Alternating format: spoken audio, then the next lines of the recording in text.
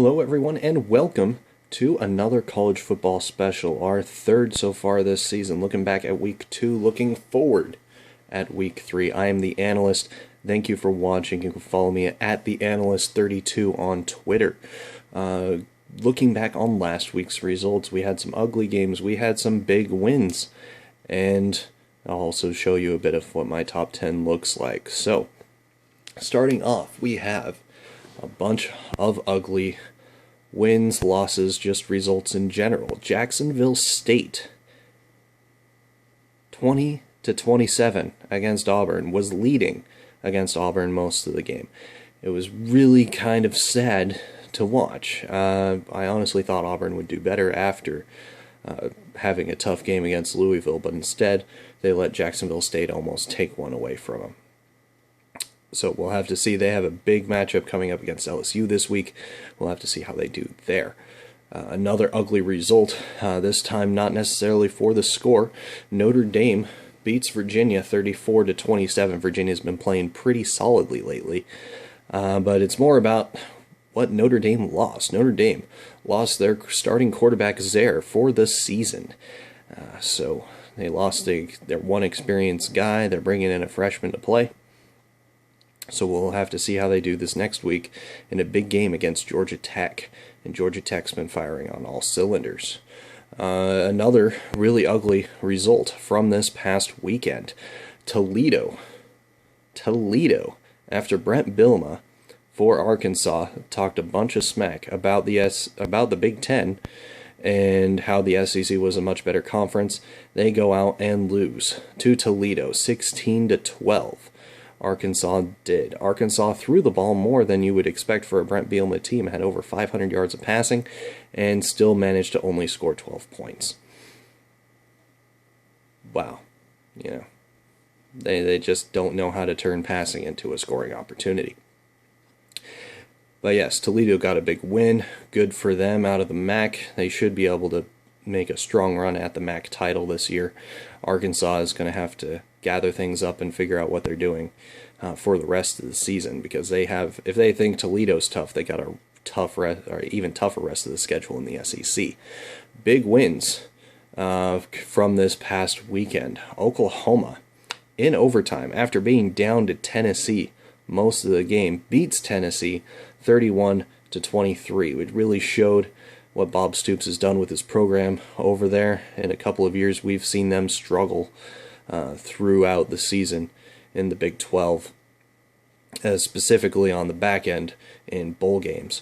So we will see how this goes, but a big win against an SEC school that has really turned it around, had some great recruiting classes as of late, is a good sign for Bob Stoops and company. So look for Oklahoma to be really contending with TCU and Baylor for that Big 12 title this season. Also, another big win, Michigan State, sadly, beat my Ducks 31-28. It was a relatively close game most of the way. I was kind of surprised with how badly we were playing, of how close we kept it. Vernon Adams had us on a last-minute drive there. But Michigan State's defense, give them credit, they stepped up, played really well. Connor Cook managed the game really well for Michigan State. It's going to turn out to be a good win for them, and if they can plow through the Big Ten and hopefully beat Ohio State, you could see them in the Final Four. And even if they don't beat Ohio State, you still might see them in the Final Four if that's their only loss. So, one thing about the Ducks that was rather kind of annoying to see was their lack of tempo. It's one of those games where you expect Oregon to just tire out that Michigan State defense like what happened last year, but Vernon Adams really hasn't gotten a hold of that yet. And we'll have to see how he does in the coming weeks, because he did break his finger, and there's no guarantee that he'll be playing this weekend. Look to see Jeff Locke come in and hopefully give them some good minutes at quarterback, and we'll see if Jeff Locke can take the job from him. But hate to see Vernon Adams possibly be out for the game with the future of the next couple games with a broken finger. Another big win this past week, after last weekend where BYU beats Nebraska on a last-second play. They come in and at home beat Boise State 24-35. The backup quarterback for BYU, Magnum, threw for 17 of 28, 309 yards and 2 touchdowns, which is really impressive for back-to-back performances after throwing the game-winning touchdown last weekend. It's good to see that BYU has really put in the effort of recruiting and really put in some great development of talent in recent years, and they're looking to challenge for a top 4 spot in the playoff. If they can go undefeated through the rest of their season, which they do have a strong strength of schedule, it is quite possible. Sadly, the loss puts Boise State at a position of only being able to fight for a New Year's Six bowl game. We'll see if anybody in the Mountain West trips them up a little bit. You know, they still have to play the likes of Nevada and such, and Nevada's been playing pretty well, so we'll have to see. But, you know, Boise State had a big win last week against Washington. Sadly, they couldn't come up and beat BYU this week. All right, so looking at our top 10 for the this coming week that I have it here on my piece of paper. There's a quick look at it if you can read my terrible writing, but we'll go ahead and read it off to you. I have Ohio State at number 1. They won again this past week, ran the ball some more with Ezekiel Elliott, which was a good thing. Hopefully they'll keep giving him more carries because he's definitely a person who should be a contender for the Heisman this year. Number 2, Alabama, they rolled once again. Bad pun. TCU I have at 3. They came out with a better performance this week against Stephen F. Austin compared to their performance at Minnesota. I have USC at 4. They've been continuing to roll over the competition they've played. I got a big test this weekend. We'll get to that here in just a moment. So we'll see how that goes for them. I have Baylor at number 5. I have Michigan State at number 6, moving up a couple of spots, thanks to their win against Oregon. And I foresee them continuing to move up the ladder a little bit.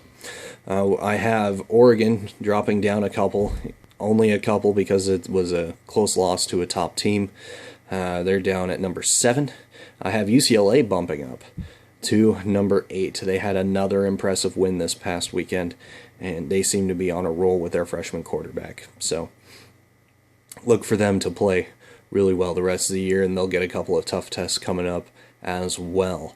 At 9, after the win over South Florida, I have Florida State in there. They seem to be doing pretty well for themselves. Golson's really gotten a hang of things, and that should be a good setup for them. They still have a few tough games coming up. They're going to have to play against Georgia Tech later this year, and they still have to play against Clemson, so we'll see how that affects their mettle. However, right now I have them at number 9. And at number 10, one of the more impressive running games in college football right now, Georgia. And at number 10 with Nick Chubb at running back. I probably messed up his name, but hey, he's doing really well. We'll have to see if they can get some consistent quarterback play here in the coming weeks. But watch out for Georgia. They're probably the second best SEC school at the moment. So, some big games coming up in this coming week. Tonight, Thursday night, already started on ESPN, more than likely. Clemson is playing LSU. Definitely check that game out. We'll be able to see if Clemson has the same amount of difficulty as Auburn did at Louisville. Another game to watch, Auburn is playing at LSU. Tough place to play.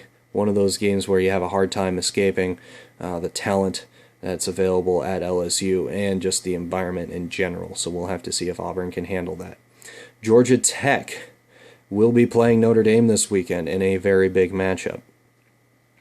Georgia Tech's been playing really well. Their triple option has been quite effective. Now that Paul Johnson's been in there for the amount of time he has, his recruiting is starting to take effect, and it is really starting to show off. And I think this might be one of Georgia Tech's best years. Watch out also this weekend. Stanford plays USC. It'll be USC's first chance to go up against a really tough defense. Stanford proved that they were had a rough week, first week against Northwestern, but they came back last week and looked much better. Look for Hogan and them to look a little bit better on offense now that he's gotten a couple of weeks to get used to his receivers. And the next game is Ole Miss versus Alabama. This is a big matchup with the way Ole Miss has been playing. I expect them to be one of the top teams in the SEC as well, but I don't know if they'll be able to go into Alabama and take that, but Alabama hasn't really been tested yet either, so expect that to be a good game. Some sneaky great games for this coming weekend. We have BYU playing at UCLA. This will be a huge game for Magnum and company against a UCLA squad that has looked like it's firing on all cylinders.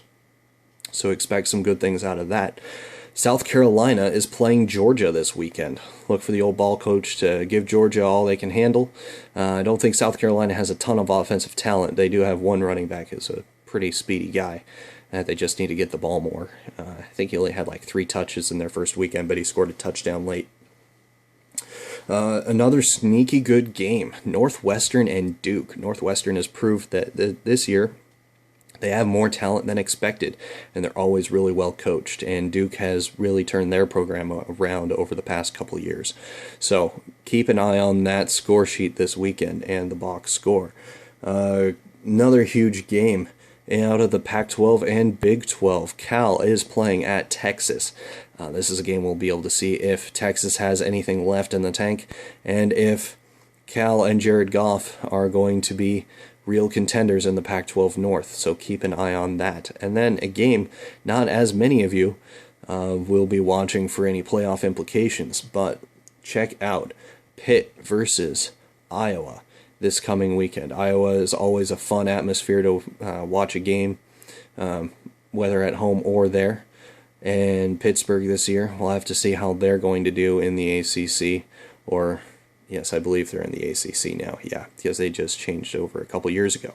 So, look for them to see if their program is up to snuff against a decent Big Ten opponent.